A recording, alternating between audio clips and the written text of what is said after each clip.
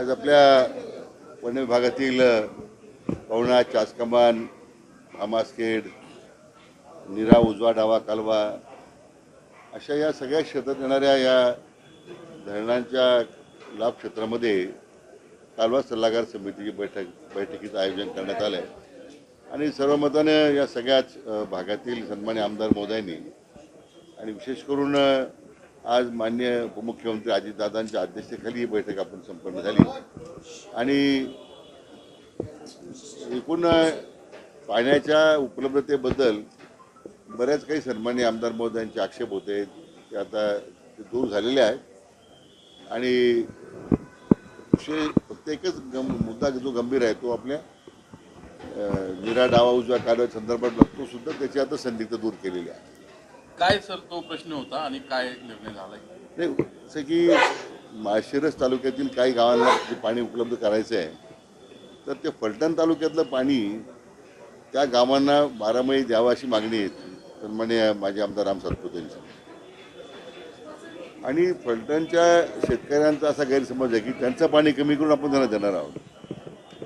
मला यामध्ये आमचे रामराजे निंबाळकर साहेब असतील, आमचे माजी खासदार रणजितसिंह निंबाळकर साहेब असतील, दोघांचा आग्रह होता की आमचं फलटणी शेतकऱ्यांचं पाणी कमी होणार नाही आणि आता त्यांना मी आश्वासित केलेलं आहे की तुमचं पाणी आम्ही कमी करणार नाही. जे काही पाणी आम्हाला उपलब्ध करायचं आहे ते आम्ही अन्य मार्गाने उपलब्ध करू. त्यामुळे फलटण तालुक्यातल्या शेतकऱ्यावर अन्याय होणार नाही असं त्यांना मी आता आश्वासित केलेलं आहे. हो, आम्ही देऊ असं की त्यांना आता 8 महिने पाणी देतोच आपण. आणखीन त्यांना 12 महिने पाणी उपलब्ध करून द्यायचा प्रश्न आहे तो आम्ही उपलब्ध करून देणार आहोत. म्हणजे त्याच्यात टेक्निकली आम्ही त्या अधिकारी त्या दृष्टीने आता कार्यवाही करतात. मला वाटतं एक पुढच्या आठवड्यात परत मी एक बैठक बोलवली आहे. मग अंतिम निर्णय त्याच्यामध्ये घेऊ. आपण महापालिकेला 714 कोटींची थकबाकीची नोटीस बजावली आणि जर पाण्याचं प्रक्रिया होत नसेल तर गुन्हे दाखल करा असे देखील सांगितलं होतं. काय झालं नाही, आज त्याच्या संदर्भात विस्ताराने चर्चा होऊ शकली नाही, परंतु आयुक्तांनी मी आता मग बैठकीत सूचना दिलेल्या आहेत की थकबाकीचं प्रमाण वाढत चाललेलं आहे. त्यांनी आता काही टक्के रक्कम आम्ही मार्चपूर्वी भरतो असं आश्वासित केलेलं आहे. साधारण 200-250 कोटीपर्यंत आम्ही म्हटलं की रक्कम आली पाहिजे. पण थकबाकीचं रक्कम मुद्दा महत्त्वाचा आहेच आहे, परंतु आज 11 TMC पाण्याची मंजुरी असताना आज 22-23 TMC पाणी वापरलं जातं पुणे महापालिकेच्या क्षेत्रामध्ये. आता वाढतं शहरीकरण आहे, त्यांना पाणी द्यावे लागेल हे जरी बरोबर असलं परंतु एकूण पाण्याच्या वापरामध्ये किती टक्के पाण्याचं पुनर्वापर होतो. आमची कल्पना आहे की 60% व्हायला पाहिजे रिसायकलिंग. आणि त्यानिमित्तानं जे पाणी परत डाऊनस्ट्रीमला जे अनट्रीटेड सिवेज आहे किंवा अनट्रीटेड पाणी जे तुम्ही नदीमध्ये सोडता जे पर्यायानं उजनीलं जातं आणि ते पाणी उजनीचंही खराब व्हायला लागलेलं आहे.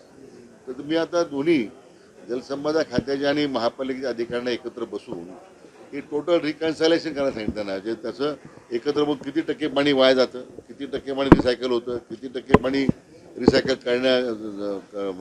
जर तेवढं मग लाईफ स्टोरेजमधलं पाणी आपल्याला वापरावं लागतं. आता मी जो आकडेवारी पाहतोय की मूळ प्रकल्प आराखडे जे त्यावेळी प्रकल्पाचे आराखडे तयार करताना जे कम्युनिटी वॉटर होतं इरिगेशनला, आज त्या सिंचनाचं पाणी कमी होत चाललेलं आहे आणि बिगर सिंचनाचे आरक्षण वाढत चाललेलं आहे. मग जे प्रकल्प आराखडे त्यावेळी जे तयार केले होते ज्याच्यावर आधारित त्या भागातील शेतकऱ्यांना पाणी देण्यासंदर्भातला जे कमिटेड आहे इरिगेशन, उद्या जर ते शेतकरी कायदेशीर मार्गाचं अवलंबन करायला लागल्यानंतर उद्या हे डॅमेजेस कोणी भरायचे? महापालिकेला वाढत्या शहरीकरणाचा परिणाम आहे, पाणी द्यावे लागेल. पण महापालिकेच्या क्षेत्रातसुद्धा ज्या पद्धतीने बेसुमार पाण्याचा गैरवापर होतो, ज्या पद्धतीने बेसुमार पाण्याचा गैरवापर होतो, ज्या पद्धतीने पाण्याच्या आता एवढ्या टाउनशिप्स उभ्या राहतात. पण टाउनशिप्स उभ्या राहतात त्यांनी काही पर्यायी व्यवस्था केली पाण्याची नाही. तुम्ही निर्णय करू शकलो नाही आपण. त्या संदर्भात एक बैठक स्वतंत्र घेतो आम्ही, कारण एक महापालिकेला थोडा वेळ दिलेला आहे की किती टक्के पाणी आपण रिसायकल करतो. रिसायकल पाणी जर आपण जास्त करू शकलो तर तेवढं लाईफ स्टोरेजमध्ये पाणी आपल्याला कमी वापरता येईल, त्यामुळे सिंचनाचं पाणी कमी होणार नाही. आता दोन्ही थोडा ट्राईट रोप वॉकिंग आहे त्याच्यामध्ये की एका बाजूला शेतकऱ्यांचा दबाव आहे आणि दुसऱ्या बाजूला वाढत्या शहरीकरणातून मुळे त्या ठिकाणी शहराला पाणी वाढून मिळालं पाहिजे, तो एक दबाव आहे. पिण्याच्या पाण्यामध्ये दूषित पाणी सोडलं जातं. खडकवासला धरण असो किंवा इतर जे पिण्याचं पाणी शहराला पुरवठा होतं त्याच्यामध्ये दूषित जे इंडस्ट्रीचं वॉटर आहे किंवा घाण आहे ते मैला टाकलं जातं पाण्यामध्ये. खडकवासलामध्ये नाही, खडकवासल्याच्या बाबतीमध्ये खरं ते फार जुनं सिस्टीम आहे. आता तर जवळजवळ 1600 कोटी रुपयाचं आपण टनेलचं काम सुरू करतोय. त्यामुळे तो मेजर जो कन्स्टंट होता तर त्यातून पाण्याचं जे प्रचंड पाण्याचं मला वाटतं नुकसान होतं, लिकेज व्हायचे, ते तर मग तो त्या खडकवासला क्षेत्रातील शेतीला पाण्याची शाश्वती येईल, त्यामुळे नंबर 1. परंतु तुम्ही म्हटल्याप्रमाणे हे जे पाण्याचं जे दुर्भिक्ष आहे किंवा दुर्भिक्ष म्हणण्यापेक्षा आपण जो मुद्दा उपस्थित केला की पाणी त्या ठिकाणी येणारे जे प्रदूषण आहे वेगळ्या माध्यमातून, तर त्याचाच सर्वे आम्ही करतोय. कारण इरिगेशन खात्याचा तसा काही संबंधित आमचं काम फक्त पाणी पुरवठा करण्याचं आहे. आता तो पुरवठा करताना पाणी योग्य पद्धतीने त्याचं ट्रीटमेंट करून ते नागरिकांना दिलं पाहिजे, महापालिकेची जबाबदारी आहे.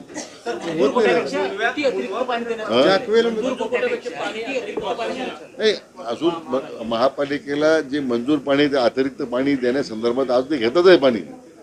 म्हणजे ते पाणी उचलण्याची काही म्हणजे अमर्याद वापर सुरू आहे. म्हणून तो त्या दृष्टीने कसं ते नियंत्रण करता येईल, प्रत्येक खरंच किती पाणी पाहिजेत. मी आता 34 गावं जोडलेली आहेत.